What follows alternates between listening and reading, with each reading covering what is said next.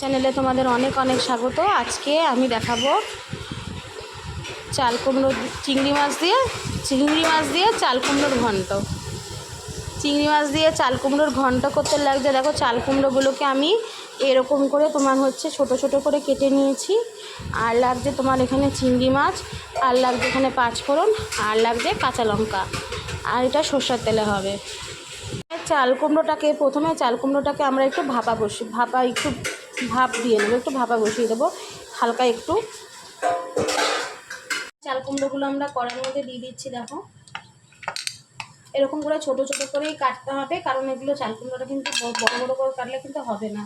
তারপরে এর মধ্যে অল্প পরিমাণ জল দেওয়া হচ্ছে, ব্যাস। এবার একটু নুন দিয়ে ঢাকা দিয়ে দেবো। অল্প পরিমাণে নুন দেওয়া হলো, এবার আঁচ কমিয়ে ঢাকা দিয়ে দেবো। এবার তুলে নেব। দেখো এটা হয়ে গেছে। এবার এটা আমরা জলটাকে ফেলে নেব। আমরা এখানে ফেলে নিয়েছি। এবার আমরা কড়াইতে তেল দিয়ে দেবো।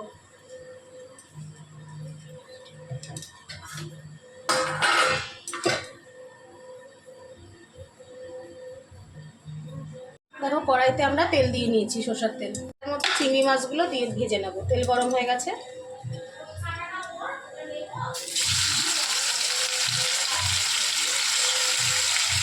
এগুলোকে লাল লাল করে ভেজে নেওয়া হচ্ছে, ভালো করে ভেজে নেওয়া হচ্ছে। এই চিংড়ি মাছগুলোর মধ্যেই কিন্তু পাঁচফোড়ন দিয়ে দেবে, কিচ্ছু লাগে না এটাতে। এবার দিয়ে দেবে কাঁচা লঙ্কা। কাঁচা লঙ্কা তোমরা বেটে দিতে পারো, আমরা এখানে কিন্তু এমনিই দিয়ে দিচ্ছি।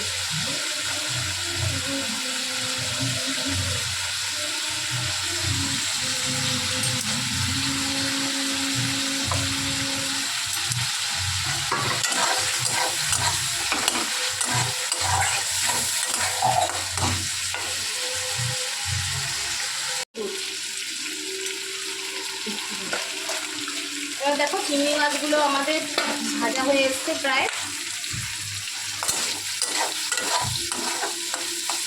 আর একটু হবে। এই অবস্থাতে আমাদের চাল কুমড়োটা দিয়ে দেবো।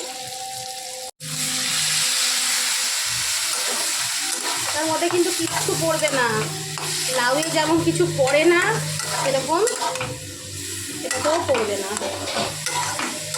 যেমন করে লাউ করো সেরকম করেই করবে। এবার এটা একটু ঢাকা দিয়ে রাখবো, কমিয়ে দেবো।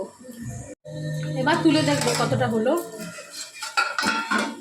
দেখো অনেকটাই হয়ে গেছে।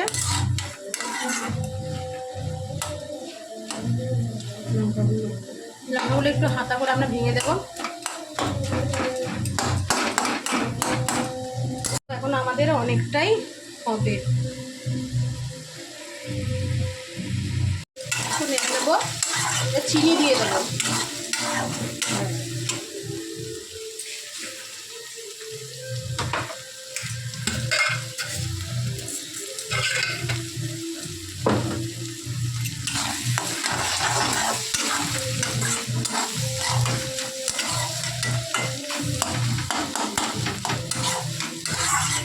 এটাকে নামিয়ে নেবো, এটা হয়ে গেছে।